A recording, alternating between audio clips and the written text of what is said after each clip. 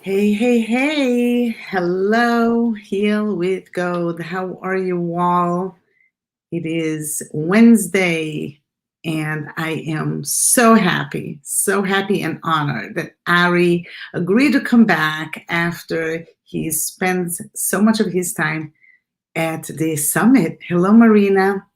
And he was so amazing. He was amazing in the summit. He was amazing behind the scenes, talking to me, maintaining the friendship. And I'm just so psyched to talk about the subject. We're going to talk about um, overcoming adversity. Hi, Mary. Overcoming adversity. And hi, hola, salud. And unmasking trauma. I think that we all go through traumas. There are different types of traumas. We all go to traumas. How we deal with them, even sometimes just accepting that we went through a trauma. Lately, you guys know all my story with my husband. Sometimes I think about what we went through in the hospital, or not being able to get into the hospital, or adverse reactions. And then what happened, the craziness, the worry, right? My husband collapsing, almost falling down the stairs. That's trauma. There's all kinds of traumas. Thank you, Mary. I really sense and feel all of your prayers, and I couldn't do it without all the love that I'm getting from all my Heal with Gold ladies. But without further ado, I'm going to bring Ari, and we're going to start the conversation. And please feel free to share, to stream in on your pages. The more people that will hear this content, you don't know. We don't know whose life we can help by introducing them to a modality, to a person, to a service, to some amazing concept, or to us as friends. Without further ado, here is Ari. Hello, Ari. Hi, how are you? I am so good, and I'm so happy to have you. I'm the lucky one that I get to be in touch with you behind the scenes, and we laugh and we communicate, and it's just such a pleasure that this friendship is continuing and will continue, and we're going to continue to collaborate and think and then share all of this wisdom with people. Right? Like Absolutely. it's such a we live in a time of, in a way, of separation. We have to be separate from each other, but at the same time we have the ability to connect with people that we would have never connected otherwise. And if we want to use the time to learn and grow, we have this opportunity. It's a choice. And I always say joy is a choice. By the way, guys, tell me what you think. I want to create a t-shirt with kintsugi and write joy is a choice. You guys think it's a good idea? Because I always say joy is a choice, and we can choose to be here, we can choose to be lamenting our adversities, or we can spend time with people that can help us uncover and get better and heal. So, Ari, first of all, do me a favor, introduce yourself again, tell people who you are and what you do, because some people who were here not necessarily were at the summit, and then they won't know who you are. Go ahead. Yeah. So my name is Ari Gronich. Thank you so much for having me, by the way. I enjoyed the summit, and I'm enjoying our communication and friendship as well. So yeah, so here's the thing. My background is really fascinating. I'm a sports and injury rehab therapist, functional medicine consultant. I've spent most of my career helping injured athletes go from those injuries to gold medals and legacy championships. At the same time, I started 3 of the first corporate wellness programs in the country, and have been doing corporate consulting and culture consulting with companies for both their wellness as well as culture in general. And then I started teaching and speaking and doing things like that. I figured out I'm almost 27 years in this business and industry, and I have had quite a ride. So that's who I am. I can imagine. I mean, we talked about during the summit, you helping Olympians and Paralympians to do more and better than before with your assistance, and to have those things in your portfolio. I call it portfolio because I'm an artist, so we have portfolios, right? Well, But just as when you can look back in your life and see whose life you affected and impacted, it's so powerful, right? It motivates us to keep going and doing and giving and inspiring. So today we're going to talk about overcoming adversity, and you had your share. I don't know if you want to go there. I don't know if you want to tell us a little bit more about your story, but it's such an important topic because in reality, we all go through adversity. And I always say to my friends and to the people in the group that there's no comparison. We can't compare each other's pain. The worst pain is the pain that I feel, right? Is the pain that you feel. It doesn't matter that somebody else had something that could be worse. It doesn't help me feel better that you have a greater pain. right. My pain is my pain, and that's what I have to deal with. And we all go through painful things during life. Because that's how we grow. We grow through these challenges. If life was smooth and we had no pain, we wouldn't grow. We wouldn't become more. And Well, we're there'd be no here, contrast. There'd be no contrast. And right? the entire point of being in a human body is to experience contrast, to experience polarity. And so therefore we have trauma so that we appreciate the lack of trauma more. The good has to be tempered with experiences that are not so good so that we have a level of appreciation and contrast in comparison to the two. But to answer your question, yeah, I'm an open book. I've decided in life these days that I'm just going to be as transparent, authentic as possible, because that's, to me, how I can help people the most. And so, yeah, so growing up was not necessarily fun or easy. I was molested the first time when I was 3 years old. I had been raped. I've been abused. I've been bullied um, in many ways. And so that's just like to start. And add into that, at 7 years old, I started getting hot flashes and migraines, symptoms of menopause, basically. By the time I was 12, I had to be injected into puberty.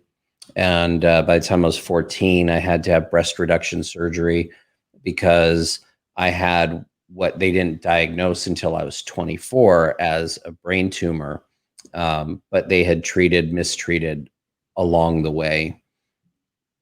And so I have this dualistic sides. I've studied medicine and health and wellness because I was sick.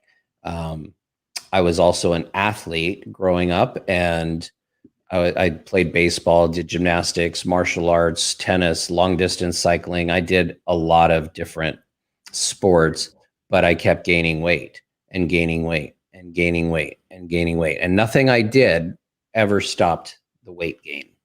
And so I had this side that was there, and then the bully side. So I was Jewish in a place that it wasn't okay to be Jewish. I was fat in a era when there wasn't a lot of fat people around, and so you get bullied for that. I was traumatized, and so didn't have the social ability that others might have, or I was always trepidatious and in fear of people. And so I've experienced the gamut of experiences that you could have in both trauma and in health and medicine. And so today we're talking a lot about breaking down those walls, the masks that we put on, and the masks of trauma.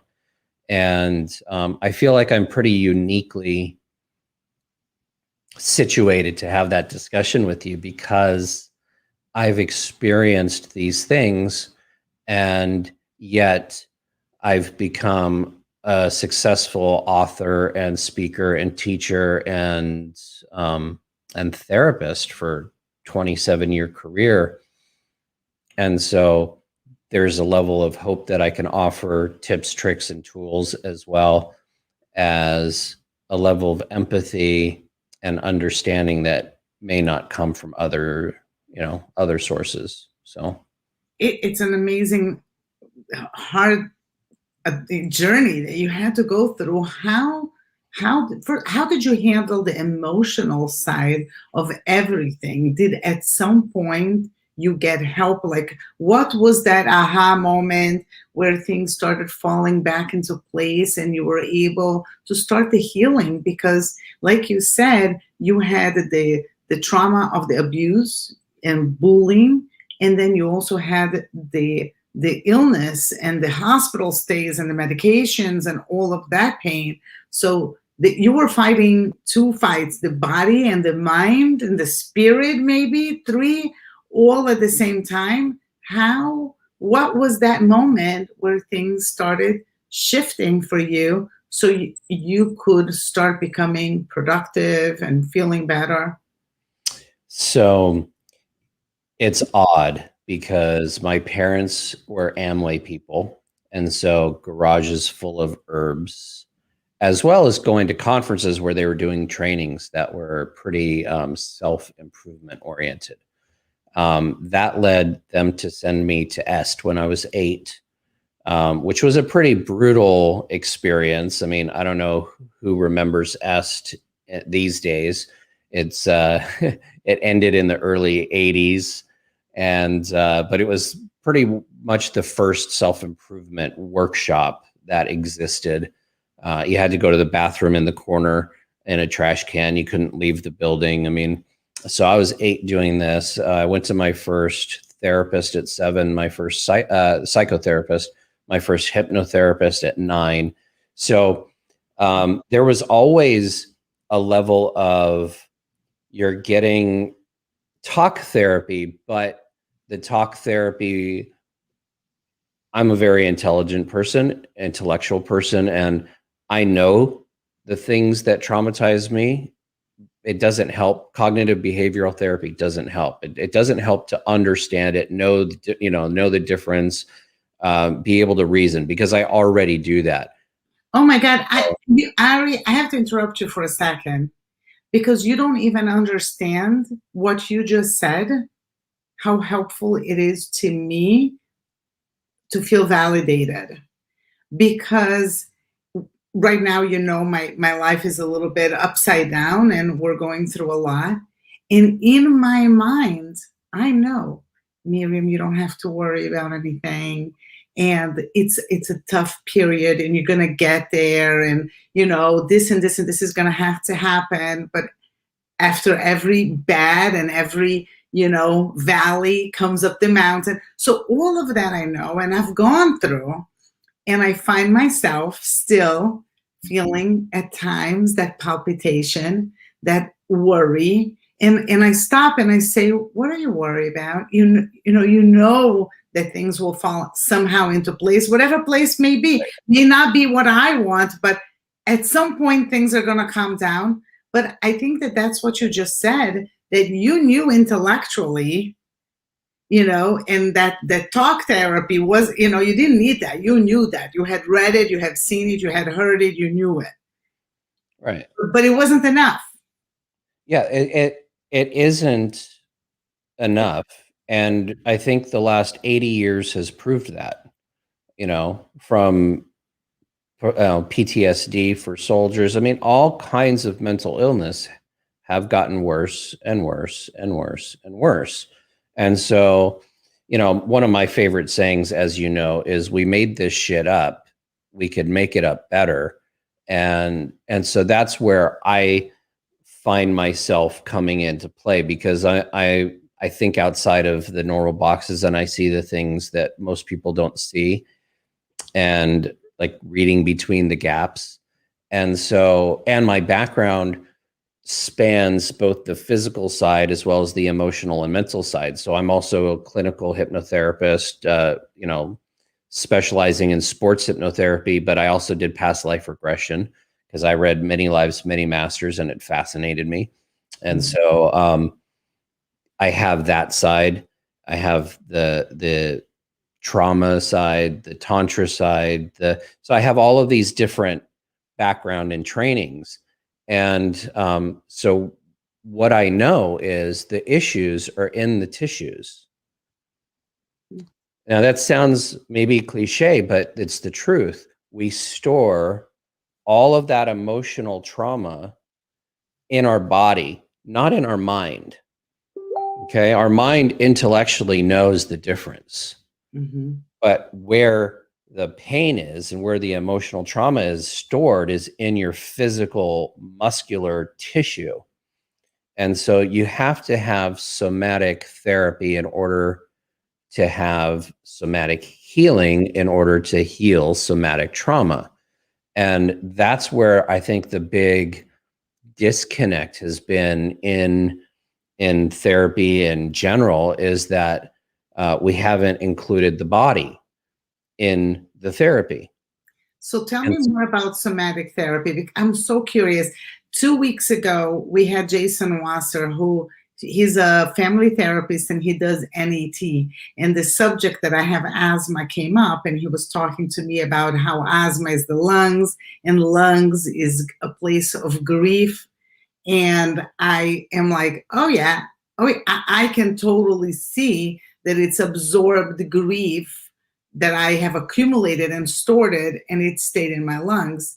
The week after that, we had Norman Plotkin, who's also a hypnotherapist, and he talked a lot about that.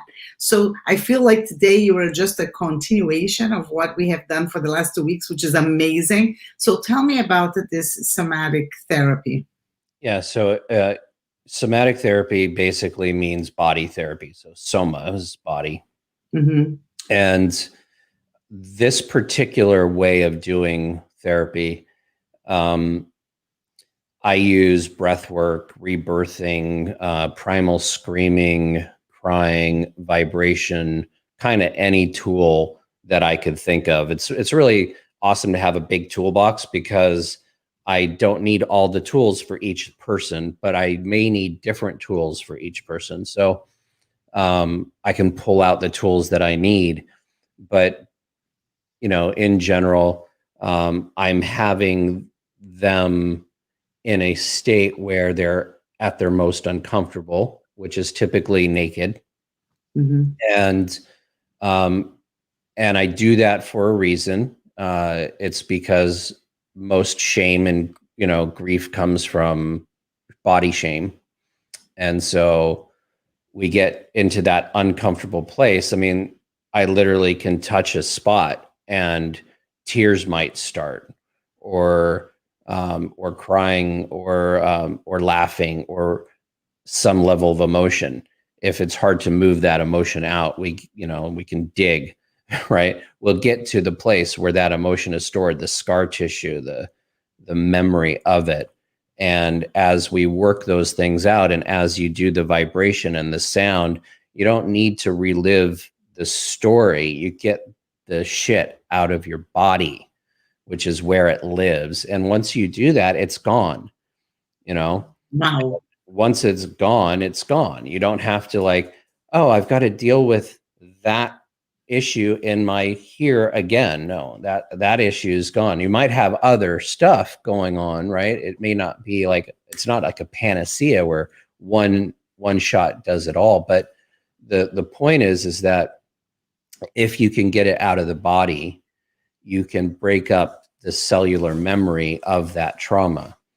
And if you can break up the cellular memory of that trauma, then you might have the physical memory in your brain, but you won't have the tie to the emotional body. So you could, it's like you tell the story, kind of like I told you. I was abused. I was raped. It's like all those things. Yes, that stuff affected my entire life. And it doesn't have the emotional tie that stops me anymore, right, from living. And I'll give you another example of Interesting. So you were talking about lungs, right? If you're exasperated or inspired, where is that? That's in your lungs. What's exasperation?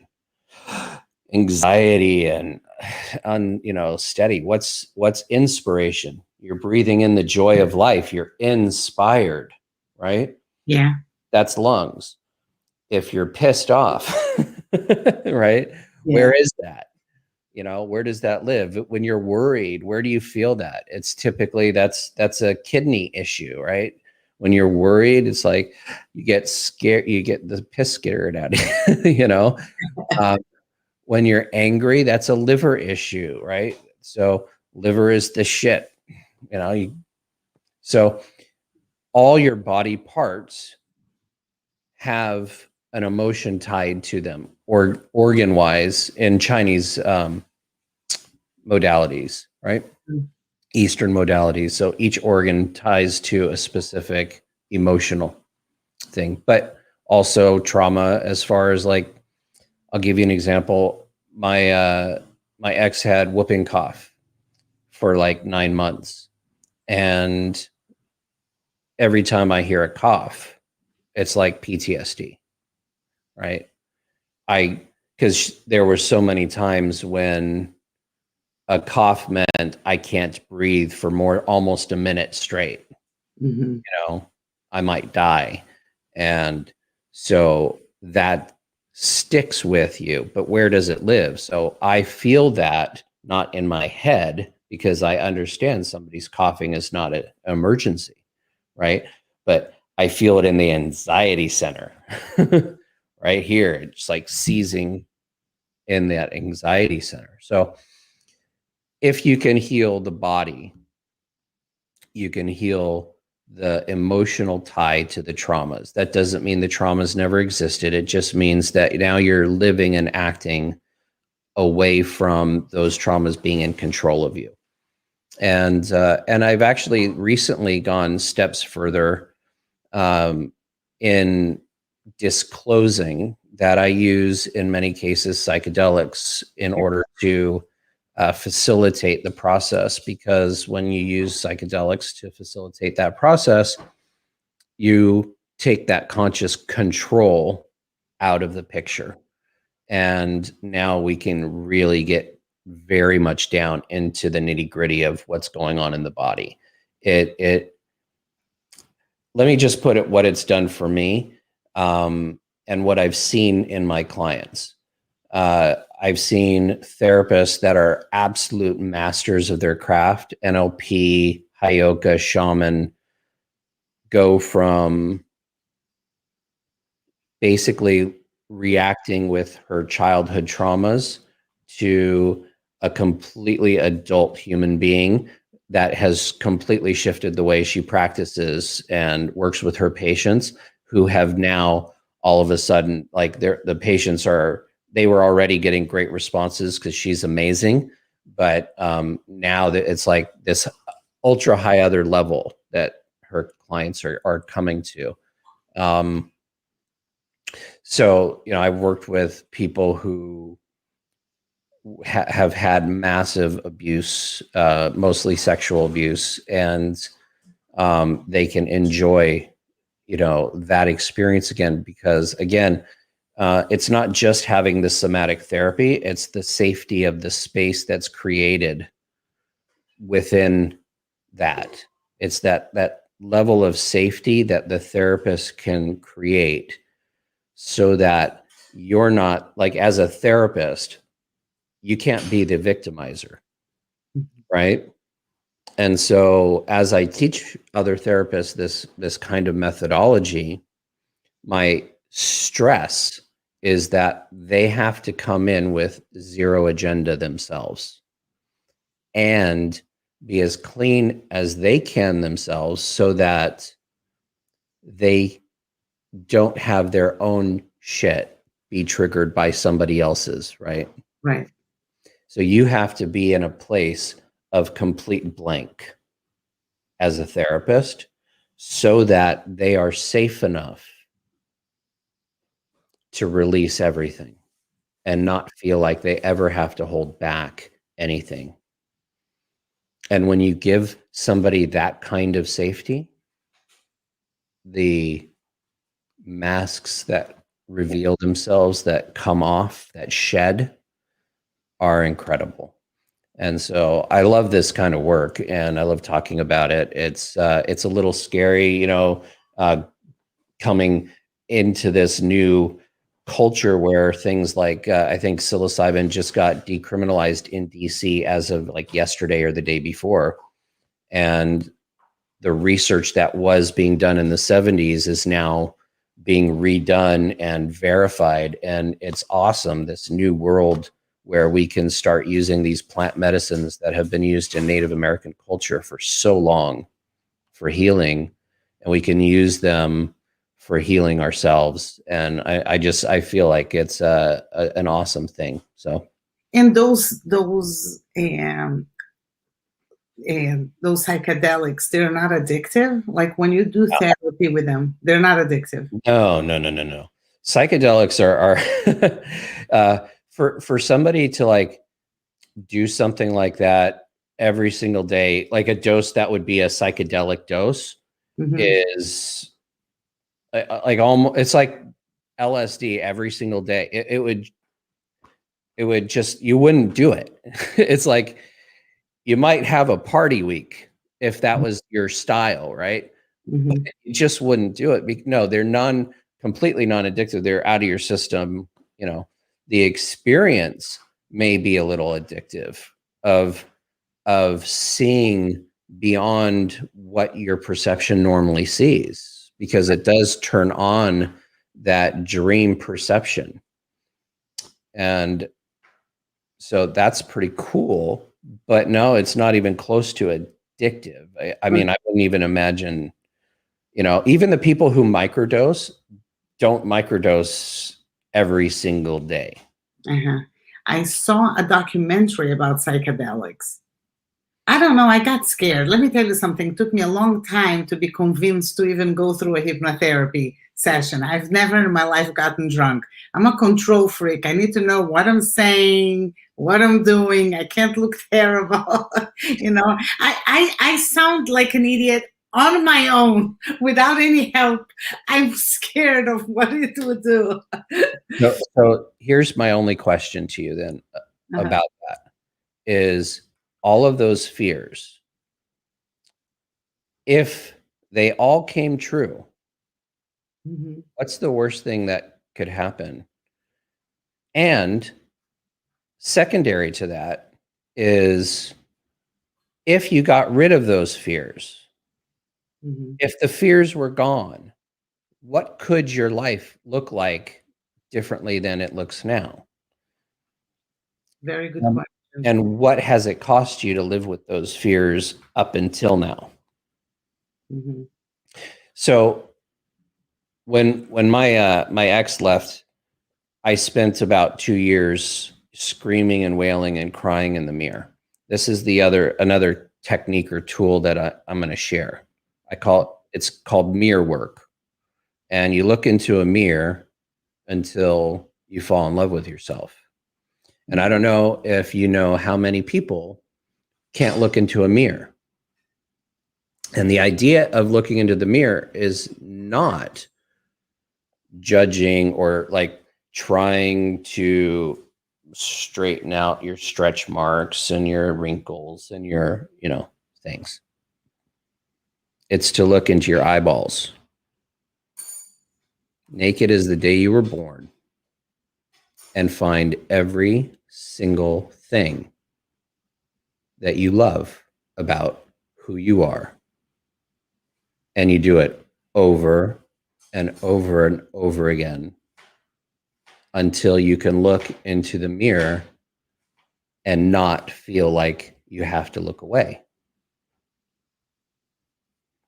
And you do that and you scream and you cry and you wail again, because that moves the energy.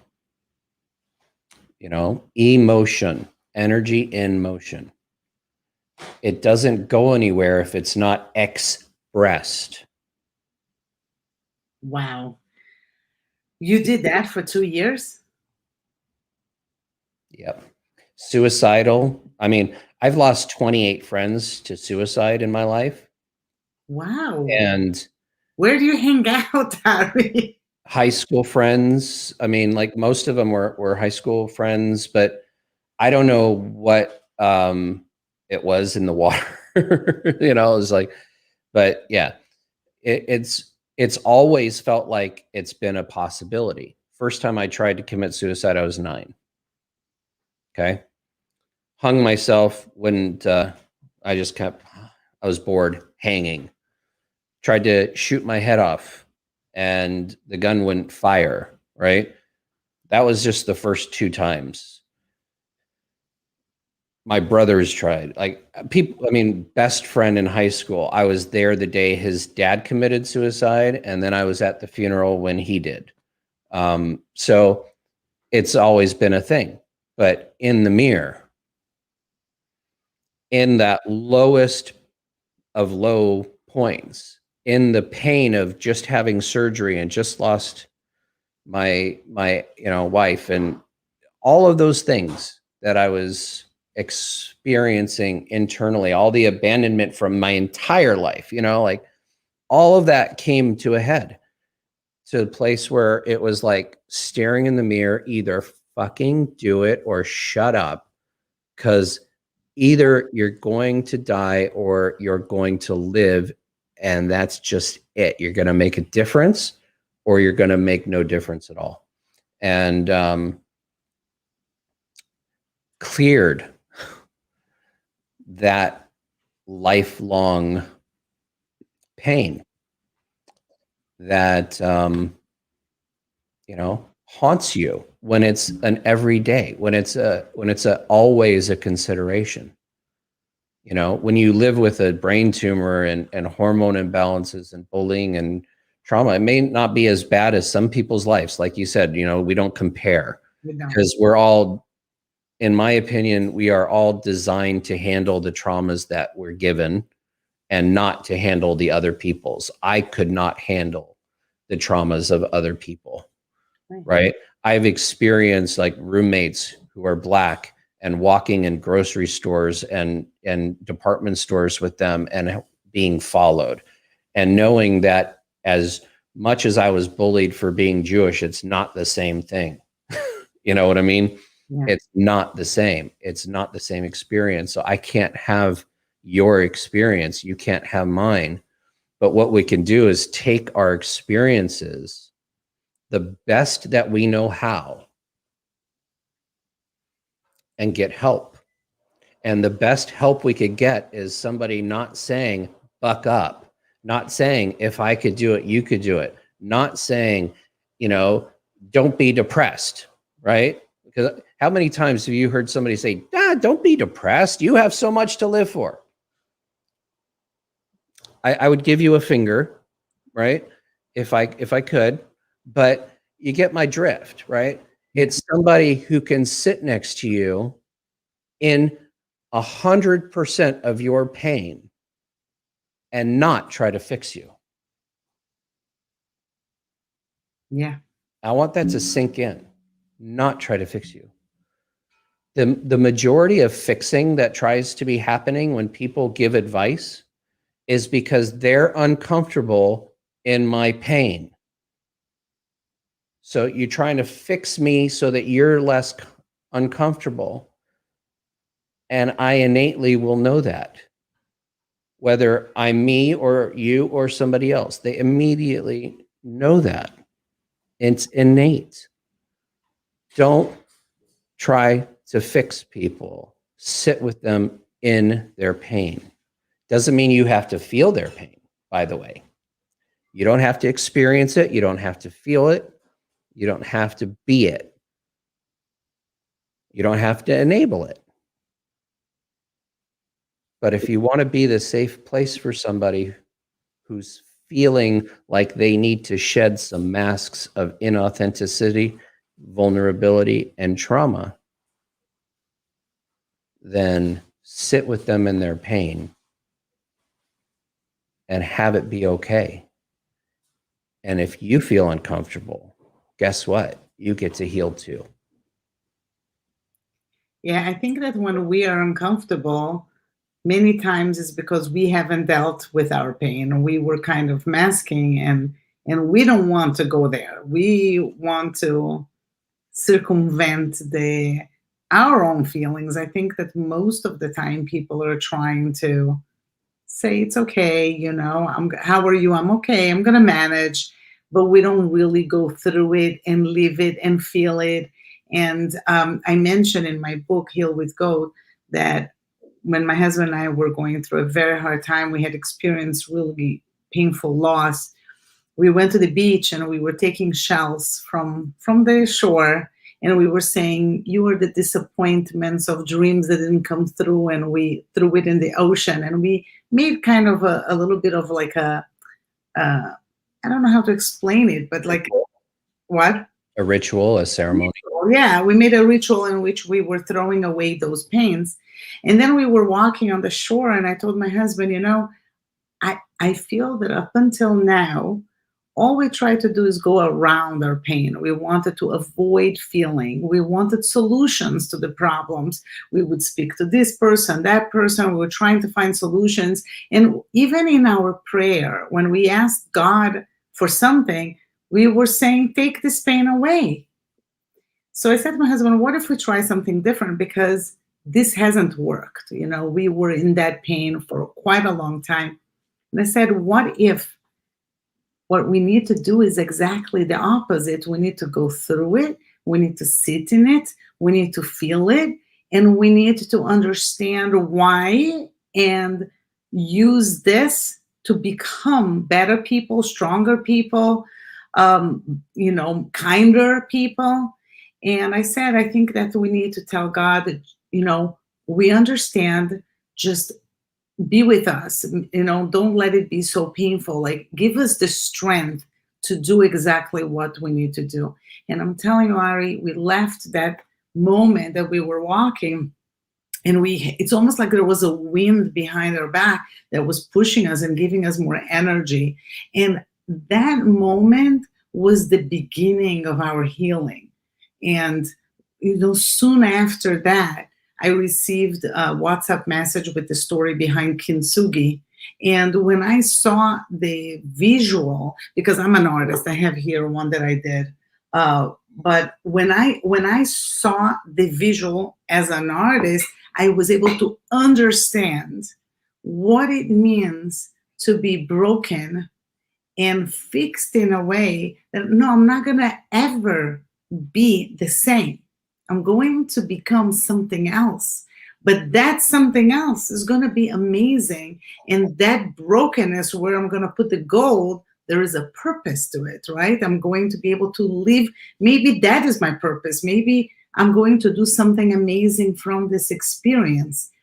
And a lot of people asked me, Miriam, like they sent me private messages. Miriam, if you don't feel well right now to do the shows, you can cancel. We're going to be here for you for when you come back. Beautiful messages like that. But the reality is that doing those things, that was the gold that I used to mend my life then. If I stop it, then I'm breaking apart pieces that I already put together. I find it that when we help others and we are of service to others, when we bring hope to other people, at the end of the day, it's empowering for us. It makes our life so much more worth living. For me, it's the air I breathe. Yeah, I'm gonna give you a story. Love stories. When I was in my early 20s, I had just moved to Los Angeles from Portland, Oregon, and I joined this group called the Spark Group. And the Spark Group was a bunch of hippies from the 70s, and most of them were nudists and swingers and interesting people. But it came out of this thing called the Marx groups in San Francisco, and these groups, they had these things called withholding. I'm withholding something from you. So you'd be sitting in a circle, and if you had an issue with somebody, you'd say, I've been withholding something from you. And then you'd get permission to share. May I share what I've been withholding? Yes, you may share. And then you would share with them what it was that you're withholding. And it could have been a positive thing. It could have been a negative thing. It could have been any, sort of thing. They had massage circles. They had other kinds of things. We always have guest, speakers, right? So I'm going to this group. Oops, my video came off again. That's not my camera. Hold on a second. Mm-hmm. Sorry about that. No problem. I think I need to go to the settings. Anyway, there we go. USB video. That should do it. So I'm going to this group, and I meet this guy there, and nice guy. He's a psychologist, probably 20 years older than me. And then we go to a party, and we're dancing at the party, and I gave him a hug.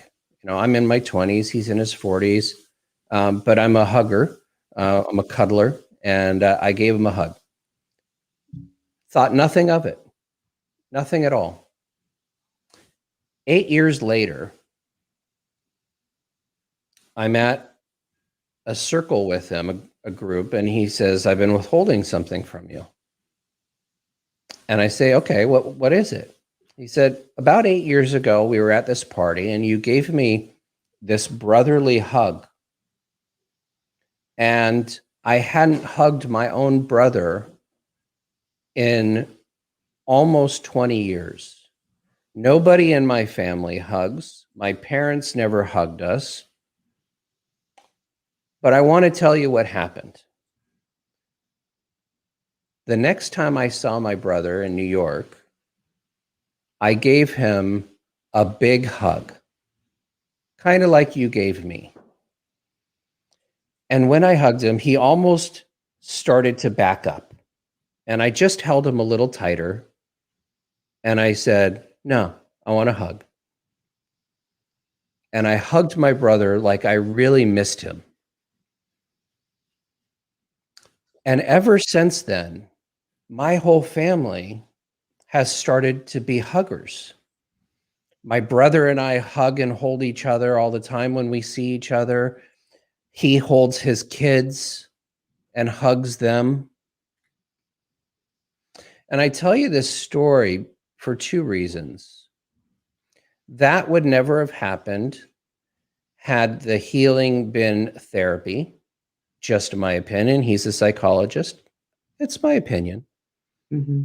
It was because somebody safe did something somatic that gave him a different experience than the one he had had previously in that somatic experience. But the power of healing, right? The power of release. When you permanently release something versus just talking about it, right? There's a power. And you never know where that effect is gonna land. And sometimes, like if I hadn't been part of this group with him, I never would have heard that statement, and I never would have known how much I affected that one person. And I could have been one of those people who went through my life thinking nobody will ever miss me. Nobody will ever know I was here, and nobody will ever care if I'm gone.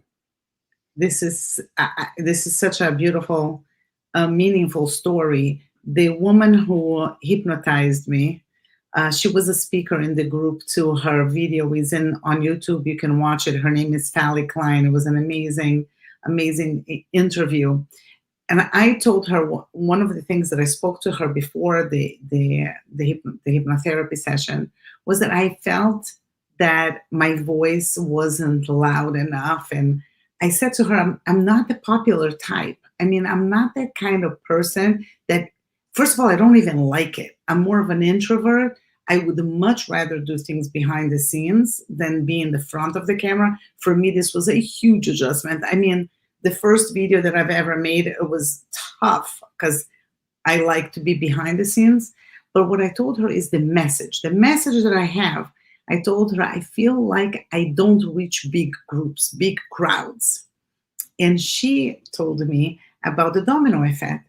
She said, you see that one domino that goes down, right? That one that you affect, but you have no idea the power that it goes out from each of these people.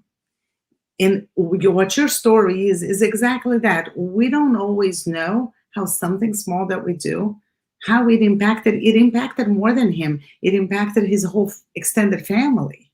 And from that, we don't know how that impacted their future. It is huge. And you were lucky to get this gift. I always call those gifts when somebody, I had a woman who texted me via Instagram. I never knew her. And she told me, my name is so-and-so, you don't know me. I bought one of your dresses in a boutique, and she mentioned the store. She didn't buy it from me. And she said, but I just want to share something with you. She said, I'm 27 years old. I lost, so many women in my family to breast cancer, and I did the genetic, the BRCA gene, and I had it. And prophylactic, I did a double mastectomy and hysterectomy. I'm 27 years old. My whole body is scars, and I was feeling ugly and terrible about myself. And then I bought this dress just because I was looking for something comfortable. And then I read the tag, and on the tag of my dress, it talks about scars, how we should, appreciate our scars and how scars are beautiful. And she said, you don't know this, but your clothing are saving lives. I wake up in the morning and I have your tag on my mirror, and I start my day reading it because without it, I couldn't get out of bed. I was so depressed. And it was a gift. I would never have known that this happened if she hadn't contacted me. But the important part of the story is that when we are living our lives and we focus on giving and being kind and being supportive and sitting in somebody's pain and making space for them to feel, we have no understanding. Unless we get those stories back, we don't know, who didn't kill themselves because of us and who got inspired to change their lives around just because we were there and we sat with them in their pain. And yeah, those stories are dreams. Yeah, absolutely. Thank you. Thank you for that. I love the story about the hug. And if you are on Instagram and you go to my post yesterday, I wrote that, notice to the world, I am a hugger. So once this pandemic is over and you're going to be a few feet away from me, be ready to get some hugs. I don't care if you like it or not. And it's so funny that you just told the story about hugs after what I posted. Sounds like we had a lot of synchronicities this last few weeks. Well, we're all energy, right? We are energy. Absolutely. So you, after doing all of this therapy and meaning the somatic therapy, you today feel no pain in your body, no. I'm talking, I mean, you had a car accident, you have pain in your body. I'm talking about traumatic, emotional trauma. Well, here's the thing. I haven't had, because I've been doing this work for a long time, but I've been doing it silently. Mm-hmm. So I haven't had people to work on me yet. Oh. I just was in Denver last month or a month and a half ago, and taught somebody. And then we're about to teach a retreat in the first week of April to other therapists, so that I will have more people who can work on me as well. But, the mirror work, I mean, I've cleared so much from my body and my, cells over the last few years.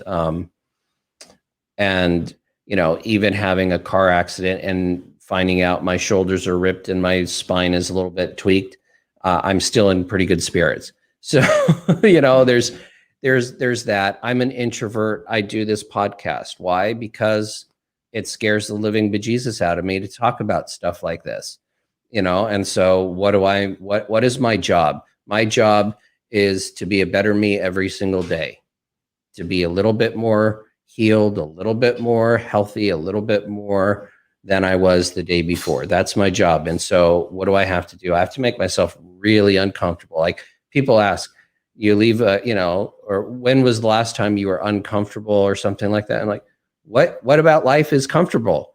When were you promised that life was going to be comfortable? It's cold, it's hot, it's wet, it's dry, it's buggy, it's muggy. It's like, when was life supposed to be comfortable? I don't remember that being in the plan, at least not in my experience. I don't know what I would do if my life was comfortable. So I have to consistently challenge my beliefs, challenge my emotions, challenge my thoughts, I love having debates with people who believe nothing like I believe, because at some level, they're right. And if they're not right, at least they're right to themselves. So now I get to know how they believe and why they believe it, right? You've got to have the contrast. You have to have the contrast. You can't have the pudding without the lima beans. Yes, there's no dark without light, and vice versa. No mud, no lotus. Yep, it's amazing. I love what you said about talking to people that feel differently and think differently. I'm huge in that. I love, because when you listen without judging and you just hear about the person's experience and belief without immediately feeling that that person wants to impose their beliefs on you, right? They don't. They're just sharing what their beliefs are. You can learn from people, and you're not defensive when you're not thinking that they want to impose on you. They're just sharing. And when they're just sharing, you are listening with an openness that allows you to take from whatever they're sharing what suits your life. That's why I say to my group, we don't talk about politics, and we don't talk about religions. We don't talk about anything that people fight about, because we're here there's plenty what to talk about that we can learn from each other without judgment and openness. And when we bring all of these different people, like what you do, it's not going to be for everybody, but it's going to be for somebody who's going to have their lives changed for the better, right? And it is what it is, to each his own. Exactly. You'll go as far as your boundaries will allow, and you won't go any further than that.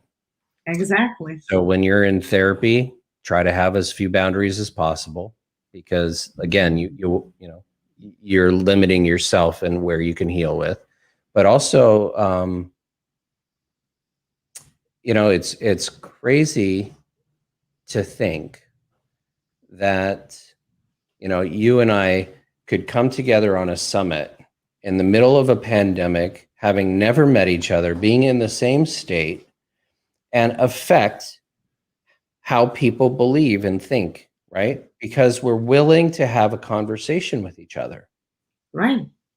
That was it. We just said, hey, are you willing to talk to me? You said, yeah, I'm willing to talk to you. Well, let's do a trial run. Let's have a 15-minute conversation and see if we want to talk for real. It's like, when does that happen anymore? I love this podcasting thing because of that specific reason. I've had such great conversations with people I would never have spoken to before, developed kinships and friendships and possible partnerships, and things like that with.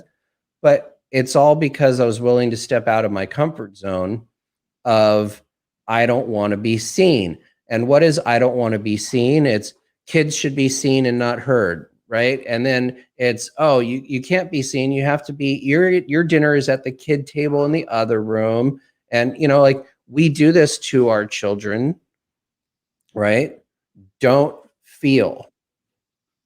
Anytime you're feeling anything, it's not good. So unless it's joy and happiness, then we could be okay with that when you're smiling and laughing. But if you're crying, it's not too loud. Right. If you're crying, if you're, like, oh, no, we can't have that. Stop that. Right. We shut ourselves down. We shut each other down instead of saying, open it up, cry, let it out, scream, hit a pillow, hit a, like a punching bag, get it out. It wants to move. That's the point that most people don't get. This shit wants to move. It wants to get out of you, and you have to move it out of you with voice, with vibration, with movement, with power, with energy. Yeah. I bought my daughter a punching bag for her room. I said, whenever you're upset, here it is. punch it and let it out. But the other day I went into her room and I said, I want to do it with you. Call me the next time that you're going to be punching. I want to punch you too. Yeah, we have a lot of things that are harbored inside of us. It becomes ingrained, like you said, in our cells. And it's toxic, right? All those feelings and all this pain that we're in, it's toxic. So we need to find a way to clear it out. Yes. Ari, I'm so happy that you came. I want you to share some parting thoughts before we go. And if anybody has any questions, please ask away. Yeah. Strip yourself naked, get in front of a mirror, and do the most uncomfortable thing you could freaking imagine, which is to look at yourself until you find all of the reasons why you are worthy, why you're enough, and all the pieces of you that you can love, and wash away the layers of trauma. There's nothing to fix, only to unmask and become authentic by taking off the masks of trauma. I love it. Ari, thank you so much. As always, you were so inspirational. And I know that our conversation will continue. I'm lucky like that. Please send me again your information, whatever, your website. So I'll share it in the group. If anybody wants more information about the work you do, they'll be able to reach out to you directly. Absolutely. Thank you so much for having me. And, I really hope that your audience gets a lot from this, because all I want is us to be able to create a new tomorrow and activate a vision for a better world. And I don't think that that's too much to ask. No. And I think that a lot of people are going to be naked in front of the mirror. And don't send pictures. You can redact. You can redact, right? Yes, exactly. Have a good night, everybody. Thank you so much for being here with us. I will post about the next show very soon. Join us then. Share, and share. You don't know whose life you're going to change through this information. So don't keep it to yourself. And so go to my personal page or to the YouTube and share it with your friends and family. Have a good night, everybody. Thank you.